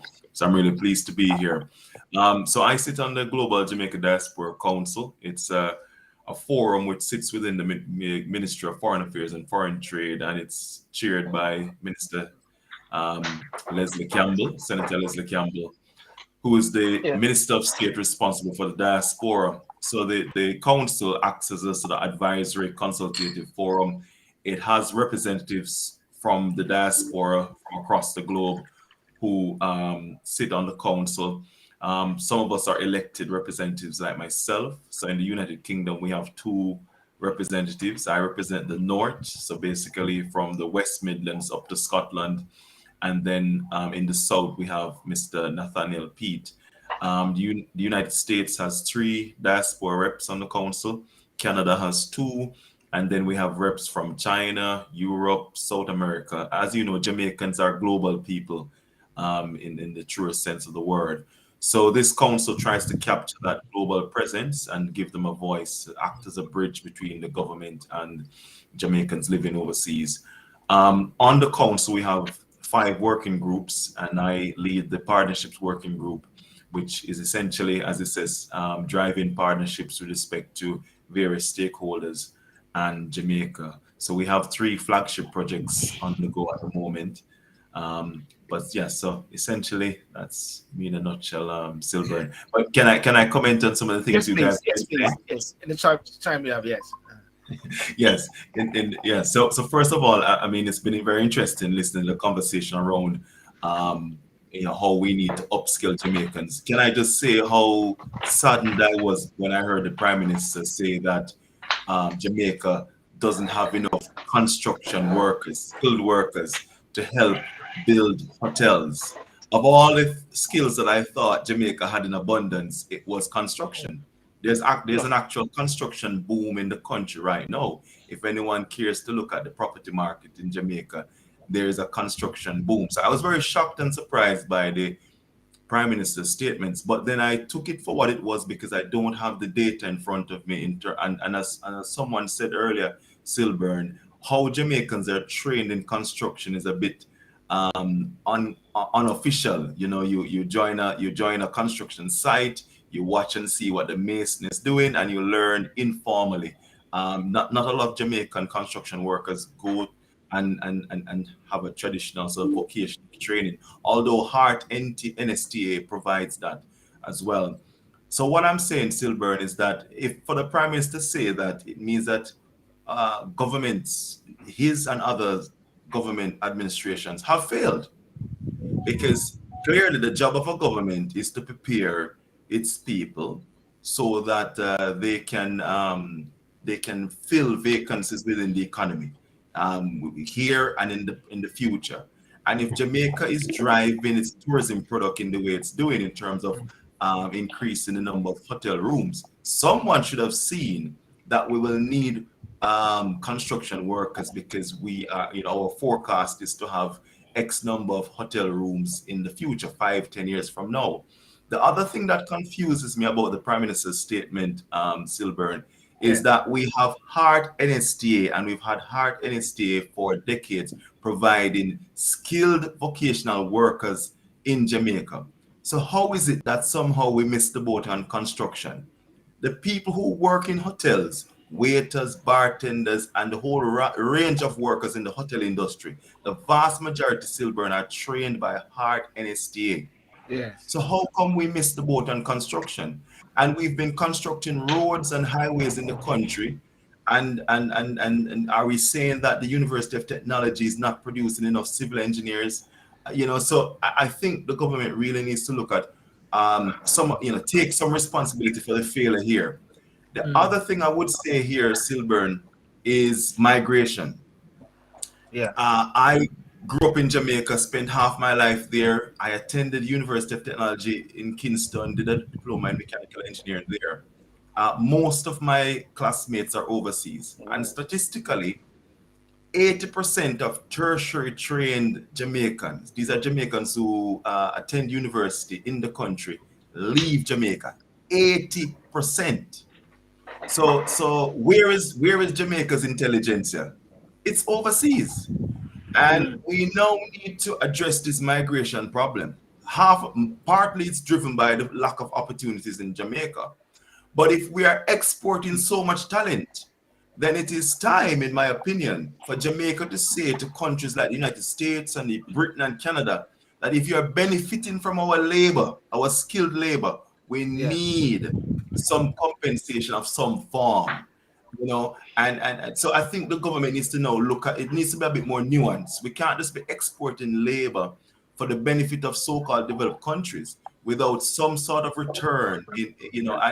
We speak of what the individuals do when they travel abroad, but maybe it should be a government-to-government exchange on this. But I would be very saddened, Silburn, let it be very clear. I'd be very saddened for Jamaica to be importing construction workers. I mean, gosh, if we don't have construction workers in Jamaica to build a hotel, well, is Jamaica a failed state? It's just a shocking situation to be in. Thanks. Thank you. Let me just welcome Reverend Gary Graham. Oh, you sir, you're going all over the place. Are you praying now? You're going to his side. He's turning water into wine. So Silver, let me make a clarifying. I want to. Okay. So I think there's some confusion around the statement from the Prime Minister. So let's correct. That is correct. What he alluded to was that if the ecosystem within Jamaica cannot support the construction boom and plan for all these hotels that needs to be built, then possible he has to look to import workers. So what he's saying, if NHT, the schools cannot produce these talents, and as Raymond said, the complexity is more. So if you have a Marriott coming into Jamaica, for example, there are certain standards, right, in terms of who touch what. So he's saying we need to fix that, and if we cannot fix that, then we have to bring in that. Oneil, with all due respect, there's no confusion. Oneil, Jamaica has been a tourist nation for decades. Are you saying to me that no one realized that we need to prepare the Jamaican workforce to support our number one industry? Are you saying that there was a lack of vision? Can I respond, please? That's not wrong, as you That's not what I said, sir. What I'm saying, so can we? I'm clarifying. I'd love to respond. Let only speak and Jody, yes? So I'm clarifying the response. I think we're reacting. I would say to people, go listen to the response.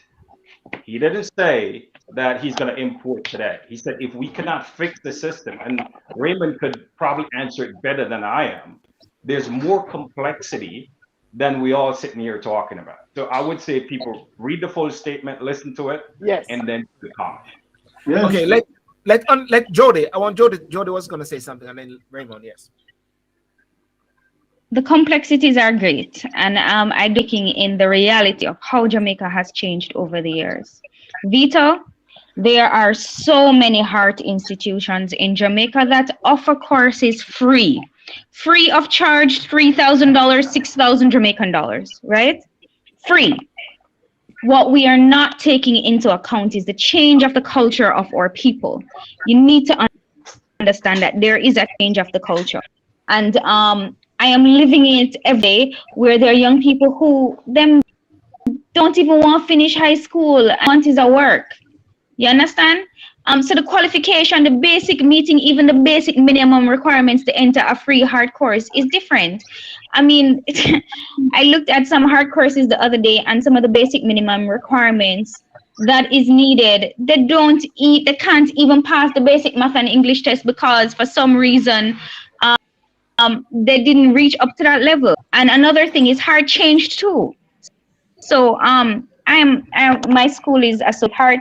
That's how our nurses do their exams and assessments and are certified, right? Through Heart. We're a partner with Heart. I have access to the Heart system. I know all the courses that are offered. Heart had a bus. Let's take my parish, for example, Trelawney, right? And it's not a culture that education first. And I will say that about Trelawney because I've lived here, right? It's not a parish that puts education first. UTech was here for 4 years. Sorry about that. No, because Trelawney is originally a cane farming parish. it is a yam farming parish. You have to understand the culture of the different parishes and learn how to attack them there, right? You have to understand that these persons, generations, have passed down to them the same culture, right? And it is crazy how we look at this. If it is that the culture is that you don't need to move on and matriculate and become more educated, how are you going to find the workers? Do you know how many new hotels were built in Trelawney alone in the last 10 years? We have the goddamn wharf that came here, and people did not even want to go to the 6-week training to get certified because they can't sit on, long enough to read and to get a goddamn. I'm sorry, am I cursing? I'm sorry. I'm passionate about this because our culture has changed, and Jamaican people are not willing to take up the opportunity. The government of Jamaica for years have provided opportunity for our people to be trained and certified. They go around with a bus. Vita, let me tell you, they go around with a bus and tell you, say, if you've been in this skill for the how many years and you have how many years of experience, come to the bus site, at the gas station, at the plaza, and we will assess you to see if you have met all the required skills for us to certify you, because we realize that certification is needed by international companies in order for you to get the job. And all you have to do is show up and say to it, all right, you have 15 years of experience, Mr. Brown, right? Tell us how you do this, how you do that, how you do that. And we will we will print you the certificate right here. They have everything in the heart bus. So they have everything, boss. You understand me? And if the job certificate and you go to the look here, I'm going to get too passionate about this. I am going to get too passionate about this, so I need to stop talking. Everybody, so let Vita, let Jody speak. Sorry. Jody. No. Reverend. I need to welcome Reverend Gary Graham. Reverend, please welcome Reverend. Hi, Reverend. How are you? Welcome back. What you drinking today, Rev? Yes, Reverend. Let's say you change water into wine. Jody, it is kind of more complex than this. So, for example, I'm currently having discussions with City and Guilds to roll out some construction courses at the sixth form level. And what do you need to consult with City and Guilds when Heart is offering it almost? Jody, Jody, Jody. Let Raymond. No, Heart is not offering those programs. The programs you're talking about is solar technology, air conditioning technology.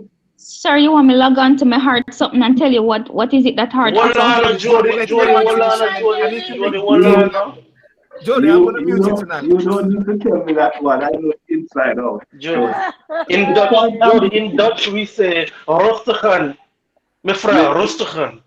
The point I'm making is, Jody, even the very hard programs that we refer to, the workers who are trained at level 3, advanced, associate degree level, I can tell you that in 3 years, those workers will be out of this country. Gone. Yep. The situation we are having now, it's not that you can't find ordinary masons, ordinary solar technicians. Silver knows Stacey Hamilton when we went to school together, high school, college, and so on. She's a project manager for one of the hotels going on. She was trying to find construction workers with an associate degree to operate as construction technicians, supervisors on the sites. We could not find those. It was impossible.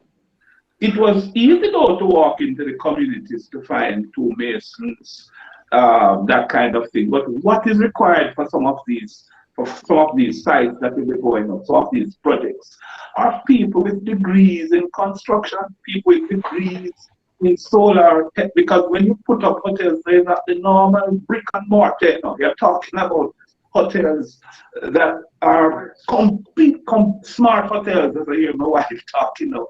We don't have workers who are trained to do those things. Kevin, Dr. Brown? What's your Silver, I wanted to respond to Dr. Brown first comment, right? Okay. No, I yield and let you go ahead. Yes. I think it is unfair, right? For your approach towards the government, this present government and past government, including the opposition PMP, right? Now we have to take logistics in consideration. We have to take numbers in consideration. Jamaica is a very small population. Now we also have a very small adult population, right? So that same adult population, everything have to come out of it. Every sector come out of the same. So it's not like say you have some where you magically take out of the ear. No. What has happened over the years now is that many people who would have traditionally gone into construction are now going into vlogging, and that's giving them money, and it's an easier thing than having live up in the black and mortar. They're going to vlogging, right? A lot of people gone in, they do some small courses, and they do multiple things. There's entrepreneurs. So people are sell bag juice, people are sell DVD, people are sell. So yeah, the same population size we are talking about, right? Now, when you say our government has failed, every country in the world, developing and developed, import workers. Canada are one of the main countries import workers for drive truck. Are you saying that Canadians can't drive trucks? No, right? So it's unfair to label it a failed state. But what I'm saying also is... No, you didn't say a failed state. You said, is it leading towards a failed state? I will agree with Lester. Okay, you know... Hold on. Jody on fire to them. When we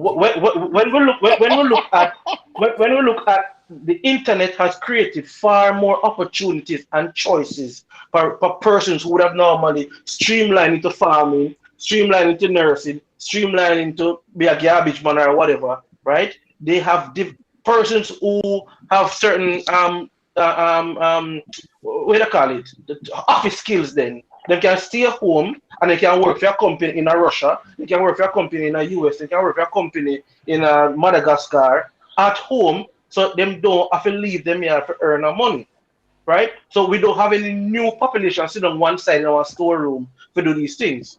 Now, the Heart NTA, right? When I was going to Stony Heart Academy in 1996, they were begging people who have skills, who are like, apprentice, who train per site, to go to any heart office, right? But before them the bus and drive around, they were begging people to come into the heart office, come up in a different town center them, they could talk to you, assess you, and give you one certification, right? No, there's already the numbers. We're talking about raw numbers now. We don't have the amount of skilled persons. But that's regular skilled persons. I mean, high technical skilled person. No, your lecture. No, hold on. I'm wrapping up nothing, bro. When we look at underwater welding, we don't have the amount of people who do underwater welding. Plastic welding. Plastic welding and everything there. These things are exactly. You understand me? You have certain equipment where we just don't have the technical people to operate it. So we have to look at the factor and don't just throw the government out like that, and to understand the technicality of what the government is saying. Thank you. Okay. May I welcome the Reverend? Okay, now? let's say. May I welcome the Reverend again, Jody? Sorry. Reverend, welcome. Reverend, what are you drinking? Thank you, Veta. Holy Ghost.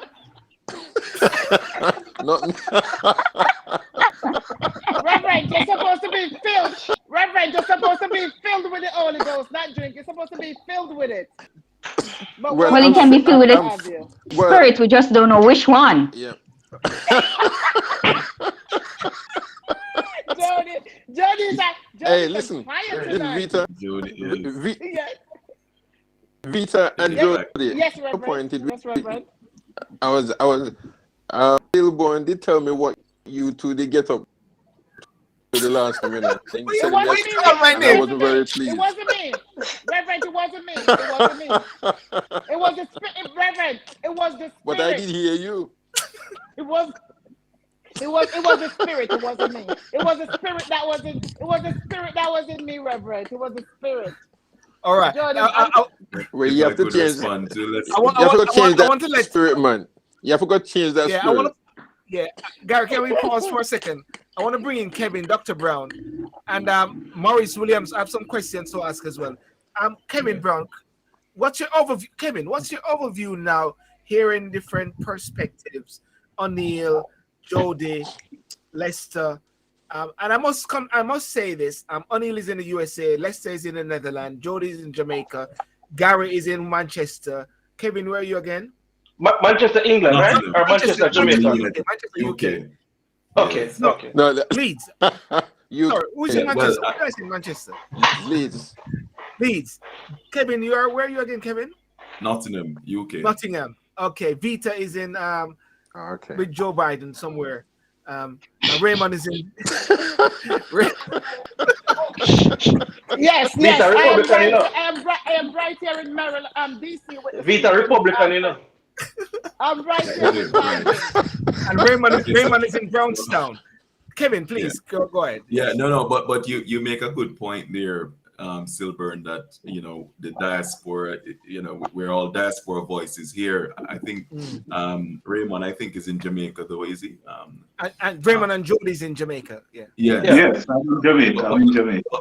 Yes. Now, my comments against the government were such because education is a government responsibility, right? It's the government's responsibility to educate the population and to plan for the future. I remember when I was attending UTech, one of the key things that they to get into UTech, one of the key things that they looked at was what were the future human resource needs of the country. And UTech used to have a quota system. I don't know if people remember that, because they used to look at how many people would the country need in terms of engineers and other skill sets, and they have a quota system. It was it wasn't straightforward to get into UTech at the time. It was formerly CAST, by the way, College of Arts, Science and Technology. So there was a lot of planning going into how we're educating our workforce. I think the challenge here, the monster in the room, is immigration. Because the government, and I would say a lot of the Jamaicans have gone through some form of education, skilled or otherwise, whether tertiary and so on. But what is happening, perhaps, and again, I don't have the data, but it sounds from just listening to the commentators here and from my background information as well, that people are leaving Jamaica at perhaps a rate at which, when we do need those skill sets, we're not replenishing them fast enough.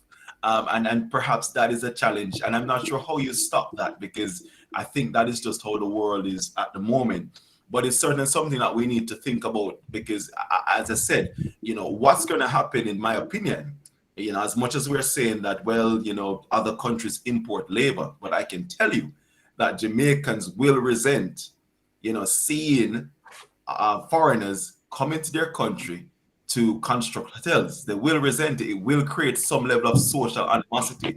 So we'll have to manage that at some point. But it's not the Spanish hotels. Right. But one final point here about our behavior. Clearly, there are some Jamaicans, yes, who you will take them to the water, but they won't necessarily drink it. But I think that we do need to look at how we ensure that Jamaicans are engaged in education. I struggle to accept Jordan's statement that Trelawney is not a parish or that's interested in education, because from my experience and left. Sorry, most UTech came to Trelawney and was here for almost 5 years and had to leave because of lack of interest in the courses and lack of students. So I have my facts to prove what I am saying. I run a nursing school. I can tell you where I get my students from. Well, all I'm saying is that from my experience, having lived in Jamaica for born and grew there, most families across all the economic stratospheres you can think of are very much interested in education. So I was a bit surprised by that statement. But nonetheless. All right. So wait. Mr. Kevin, can I just respond to something you said? Two of the things you said, Kevin. No, Jody. We have to give hold on. We have to let him finish. We can't keep interrupting, right? This is a discussion. Let him finish. Okay, Kevin, finish your point, Kevin. No, I'm done. I'm done. I think those are the key points I wanted to make. But as I said, there are lots of Jamaicans out there from very humble backgrounds who have used education to propel them to a level of success. So I was a bit surprised when Jordan was sort of castigating our entire parish in terms of not being interested in education. I'm not sure if that's entirely true. So can I make a point, Silver? Yeah. We're having a discussion. There's different point of view here, right? Let's listen to each, because we're going to learn a bit from each of us as we discuss. And let's just do it in a manner that we could hear and the folks who are listening could also follow. That's very important, because at the same time I'm seeing some comments here, like Maurice Williams on the side is saying, the Prime Minister has not explained what he was doing at the Privy Council. Better pray he never sell out Jamaica to the colonizer again. That is a view someone is actually saying. Is there a way where the government can borrow the money, build hotel for ourselves, then import tourists, pay back the money and keep the building for a country, in a country or land, I want to make a fact. Yeah. If we just look at Jamaica, I think it's 70% of the GDP is in the service sector. It's about 30%. And I think you probably have about 1.5 million, I don't know if the number is right, of workable Jamaicans. So you have to pay for different sectors. So when you have 70% is services, and we have the only wait 1.1 million. Lester, just wait 1 second, Lester, please. I put a range, Lester. I don't have the full number. We have to keep that in mind as we think about the workable resources that we need to support the growth of Jamaica, both now and in the future. Okay, Jody, I want Jody to speak now. Please, Jody. All right. So what I mentioned is a change in culture, which was the background for what I said about Trelawney, right? There is a change in culture right across Jamaica, right? You have a lot that I don't know what the percentages are, but as Kevin said earlier, those persons who become educated, who get their degrees, they migrate, right? Fair enough. They migrate because there are better opportunities. Their counterparts in other countries are making 3 times, 4 times more money than they can make in Jamaica. And everybody wants their company, their families. They want to make life for themselves, which is why most of you on this panel are not in Jamaica right now. And I'm not afraid to say that, right?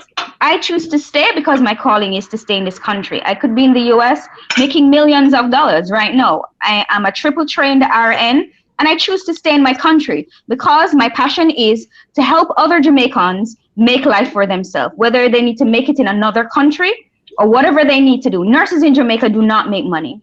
The average nurse in Jamaica does not qualify for NHT benefits. What are you telling them, to stay here and work in a sector that they're going to not be able to provide a house for them and their family?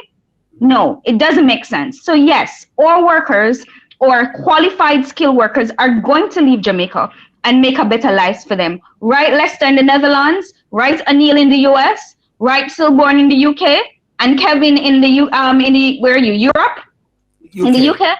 Everybody, every educated Jamaica with a degree or 2 is going to leave Jamaica in order to make more money so that they can help their mothers, their brothers, their sisters, and anybody else that they can lend a hand to help, right? Now, where it comes to skilled workers, those are leaving too. Was it in the group that the government has signed on with Caribbean Cruise Line for 8,000 Jamaican skilled workers? How are they going to get those 8,000 skilled workers? They're talking about hotels in Jamaica not having workers. We're sending away 8,000. Why? Who is that going to benefit? Not the average Jamaican, but the government themselves. They're going to be paid by Royal Caribbean. What are they going to do with that money? Are they going to inject it back into the system to make sure that when our high schoolers leave school, that they are certified and there are 8,000 more workers to send another year or 2 into that system? Yes, then we are going to need to import skilled workers. We are going to need, because if we're training everybody to import them, we're definitely going to need to import people because we're not going to have the people. I am willing to export nurses. I'm willing to train them and tell them that there's a better opportunity overseas. You understand? Because that is just what it is. Okay, thanks for that, Jody. Well said. And we're wrapping up now. Let's say you want to say your last bit, and then Raymond on. We won't be able to say everything tonight. We'll have to have part 2. Yes. Yes. This is a very important discussion, and we need to have a part 2 soon. Yeah. I want to say something. The Netherlands have almost 20 million people, and the Netherlands is facing the same exact problem in finding air condition technician, in finding civil engineers, in finding welders and stuff like that. And we have almost 4 times the size population of Jamaica, because people are going to other countries to work. People are going into other avenues of working, right? If one of my friends book a painter, regular painter for just paint him house, right? He had to book the painter 4 months in advance, because that one painter have so much work to do. And this is not a high in the community equipment, no, just regular paintbrush and roller. So this is not just Jamaica is facing this problem; it is a global thing. Okay, and Raymond. Well, put it this way, Silver and Jody mentioned something a while ago. Personally, I don't have a problem trading for the export market either. In fact, I have done so. The construction boom that we are experiencing on the North Coast is a consequence of workers who are sending back money to purchase houses, to build houses. The majority of the developments you see on the North Coast, the housing developments, if you check it out, there are houses owned by teachers, nurses, doctors, and so on, who are working out of the UK, out of the United States, out of Canada. So the reality is, people give back more to Jamaica when they are overseas than when they are actually in the country. If you check on remittances, if you check on the kind of contribution they are making to the construction sector, to the education sector. So my past students overseas contribute more to your castle than past students who are in Jamaica. So we actually benefit. I mean, Israel has shown us that. Ireland has shown us that. India has shown us that. Those who are over in the diaspora are actually making a significant contribution to the development of the country. Okay, yeah. Thanks for that. Thanks for that, Raymond. And Kevin, your last word, Kevin. Oh, my apologies, Kevin. I muted everybody. Sorry, Kevin, please. Yeah, okay. Sorry. Yes. Can you hear me? I can hear you now. Sorry, you're muted earlier. Yes. Sorry, my apologies. Yeah, no problem. No, I was just to follow up on what was said earlier, that yes, the diaspora does give back economically to Jamaica, but for Jamaica to become a developed or middle income country, it will need to grow its own human resources and maybe figure out a better way to engage the highly skilled people overseas. You know, so and that's one of the things that I've been arguing for. How can we now engage the many Jamaicans living overseas who are highly skilled to get their skills back into the country as and when needed in areas where we may have a shortfall? Perhaps that might be the solution. Yes. And Oneil, sorry, Veta, Oneil. Yeah. I would say, just remember, we're living in a connected world, right? Yeah. We're living in a world where the skill sets that folks had 20, 30 years ago back in Jamaica is not going to prepare you for the next sort of North Star where AI automation is going to take you. I do believe Jamaica has the opportunity to be a technological advanced country in this hemisphere. And if we put that investment in, similar to what Dubai is doing, we'll see the flow of talent go back and forth. And that's okay. I think it's okay. At some point in my career, when I'm finished, I don't mind going back to Jamaica to go do stuff or collaborating, right? So I think it's okay to go back and forth. But the Jamaican government has to provide the investment, the roadmap. And until we do that, we're just going to have the brain drain. Well, Veta, any last point, Veta? Oh, sorry, my apologies. Veta, I think you muted yourself. You're gonna mute me tonight again? You're gonna mute me tonight again? No, you're muted. You weren't muted. Am I mute now? No, we're hearing you. Careful what you say. You're not muted. We can't hear you. Oh, don't say that, Kevin. Okay. You swear. Okay. We can't hear Vita. Don't say that.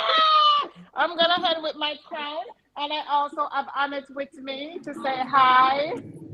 Next time she'll be on the show. Okay. Well, silver they get two for the price of one. But anyways, Fantastic. Combo. Yeah. Okay. I just want to say. Please, Vita, please say what you say.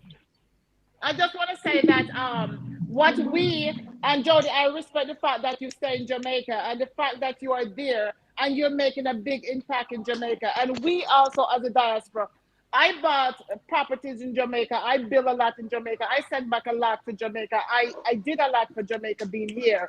Also, Jody, if any nurses, and I'm sorry, guys, if any nurses looking for job, Jody, you can give them my number. I do recruit nurses from Jamaica. I'm helping Jamaicans. You know, it's a personal thing that it's a personal thing that if you want to better for yourself, there's no way that the government should say to you, you cannot leave the country. They did that to me. And I had to stay there a certain amount of time. But now I'm here and I'm saying that what the government needs to do is to build more infrastructure, to train more people and to put more infrastructure. There's a lot of people sitting at the corners. There's a lot of people that sit on the phone and do scamming or call the people that live overseas and ask for money. The government needs to put a structure in place where everyone they get trained. And therefore, we will have more skilled workers. And I want to say, guys, have a great night. Yeah. And it's nice to see all of you again, Doctor. It was a pleasure to meet you. Jody, stay beautiful. Oneil, it is so nice to see you. Sylvan, stay bald and sexy. Yes. Good night, guys. Okay. Well, ladies and gentlemen, I just want to thank you so much for joining tonight. But I'm just doing a quick summing up before all hell break loose here. This topic, without a doubt, is a very interesting topic. And one thing that came out is that we are really a connected world, very connected. And I was thinking at one point, and this may be a sound a bit very like it's a joke, it's a stand-up comic, but the UK recently is paying 120 million to Rwanda to host asylum seekers. And I made a point by saying maybe I hope should actually try to somehow get some asylum seekers into Jamaica and getting paid at the same time, because asylum seekers in a way are immigrants. Now, we are living in a world whereby Australia is built of immigrants, USA is built by immigrants, the UK rebuilt by immigrants, and without a doubt, we're going to find people from all different strata, all different nations in our country, because we're all so connected. Kevin, I hear what you're saying as well, but it seems to me that that's the way of the world. One of the things that Oneil and I was talking about is that the BPO, a big factor in Jamaica. But after a while, automation may throw it completely off course. What are we going to do with all those persons? Digitalization, automation, and all those sort of things. But this is a topic I believe we'll have to come back again and to talk about. So, Gary and Sharif and all those persons, we'll have to come back on that point. But listen, guys, I just want to plug a show for tomorrow night, and all being well, if Digicel works okay. But Delana Franklin, former Minister of State in the Ministry of Foreign Affairs, and was responsible for the initiation of the diaspora, is coming on tomorrow night at 9 p.m. UK time, Sunday, April the 24th, 3 p.m. Jamaica time, talking about Jamaica diaspora, affair, Republic and politics. He penned 2 articles recently, one that Jamaica needs to get rid of the Queen, and also he penned another one about the Commonwealth, and we're going to talk about that. Plus, we're going to talk about overseas voting. Overseas voting is something that we have been talking about from the 2004 conference, Kevin, if you recall. And up to this day, Jamaica has not come to a resolution on that. So that's some of the discussions going to have with Delana tomorrow night. And plus, we're going to talk about his books as well. So I would like you guys to join for that show tomorrow night at 9 p.m. He made a statement to me earlier that Digicel might be having some issues. I don't know, Jody, if Digicel is having some problem in Jamaica, or Raymond. Yes, they were having problems yesterday and today. Yeah. Yeah, so he Yeah. said if any problem, we might have to cancel, but we'll see how that goes. So, guys, listen, this is a time where people go a bit crazy. I want to thank you guys coming. Lester, thank you. Jody, Oneil, any last word, guys? Peace out. No, great conversation. Thank you, Silver. Thank you very much, Kevin, for that last minute intervention. Raymond, of course, you know the best school in Jamaica is York Castle. That's why Raymond is here. I need to partner with Jody. I need to speak to her about sending some of my students to her school. For sure. Our next course starts next month in September. And we need a lot. We need a lot of mails. We'll talk. And it's free. Silburn can exchange your. No, this one is not free because we're private. I know. I thought the government of Jamaica was paying for that. And you're not paying for that? It depends. It depends on which one of the courses and where they're offered. No, in fact, all of the courses are your school. That's that for your school. Don't mess with Jody tonight, because she No. Did you know that even at the government school nursing is over $500,000 a year? Exactly. Lester, Jody is not a charity. It's not charity. You gotta pay. It's not charity. You have to pay. If The you only know thing her- that they might, if they come from the school program, they may do the exam free, but that's it. The course That's itself not is not free. That is not helping, Jody. You have to get the courses for free. How is it not helping? You have to give the courses for free, Jody. That's not fair. Well, if the government makes me an ATO and they fund my entire program, then we can offer it for a minimum rate. But they have not approved me as an ATO, so let's talk about that. So Lester, Even though we have a two-tier program, one spot, one painful. Raymond know what gone. Is that right? Is that right, Lester? You're not there, Jamaica. You don't know what gone. Raymond know what gone here. Raymond know what is going on. You are not here, Lester. Jody, we need to make a correction and a very important distinction. York Castle is nowhere near the best high school in Jamaica. Nowhere near Edwin Allen, the best school in Jamaica. Are we still live, Silver? I'm not even going to go into that. Kevin, this is a break. This is a chill zone. Kevin, we're not going into no best school story. No, Kevin, what school did you attend, Kevin? Which high school you went to, Kevin? Sorry? Which high school did you go I attended Herbert Marcy. That's Montego Bay. That is even better. Yes. So Herbert There's no school. There's no school on here that is better than my school, and none of you could have gone to my school. And none of you could have gone to my school. You didn't go to Westwood. You pick up girls at Westwood, Silborn. You didn't go to Westwood. You picked up girls at Westwood. And you stay at the bus stop and you wait for the girls. And in Ochi, on the corner, waiting for the girls from Westwood in the Jippy Jopper house. Let's not go there. Have a wonderful night, guys. It was nice talking to all of you. Nice meeting you. Have a wonderful weekend. Did you know that the majority of girls are now coming to our sixth form, Jody? They are now? Yep. So instead of going to college, they come to your castle sixth form. You know why they come to That's brilliant. Why is that? Is it free? The same reason why Silver was waiting at the same reason why Silver went to. That's a good one, Raymond. That's a good one. That's a good one.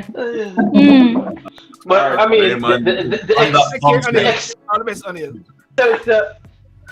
hold on. Jen Pop School, started by Wesley Powell, right? Is the most prestigious high school in Jamaica. 137 Mountain View Avenue. Thank you. Where is it? Where is it again? In Jamaica? Or Netherlands. You know. Oh no, it's probably in the Netherlands. Very scandalous. That's very probably in the scandalous. Netherlands. One thing I know, Raymond, what is happening with York Castle High School in the States? We are representing Jamaica in robotics. We are the leading robotics school in the country. There we go. Awesome. Awesome sauce. The best. The best. We the best. Okay, I guess we are all the best. You're the best, Oneil. Let's say you're the best. Oneil, you're the best. Jody, you're Thank the you best. very much. Raymond, I you're the know, best. right? Thanks. Edwin, because Edwin, I've been picking them most carried fast to the school. They matter for one hill, you know. So they can't, the picnic can't big and strong.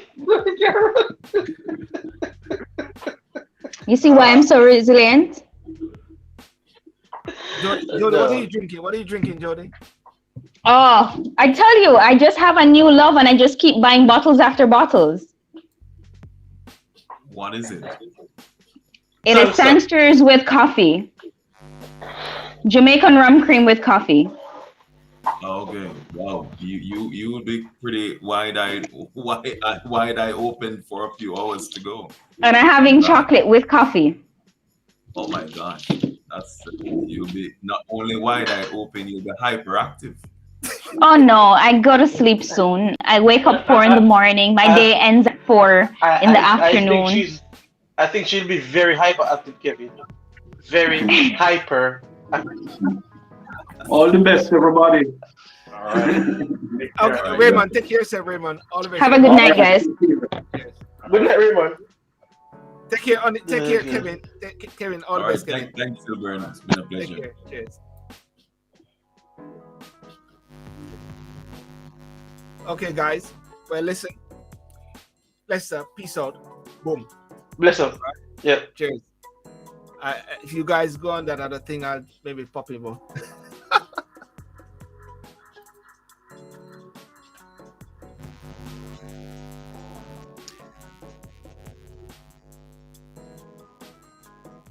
Okay, well, ladies and gentlemen, I want to thank you so much for joining tonight.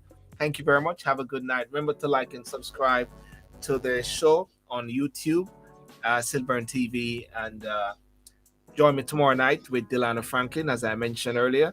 Will be joining me tomorrow at 9 p.m. Where we go? There he goes. The late one, Jamaica Diaspora Affairs, Republican Politics, live on YouTube at Silburn TV. And Facebook as well. We talk about different things, discussion about Jamaica as well. And just want to say good night. Bye-bye.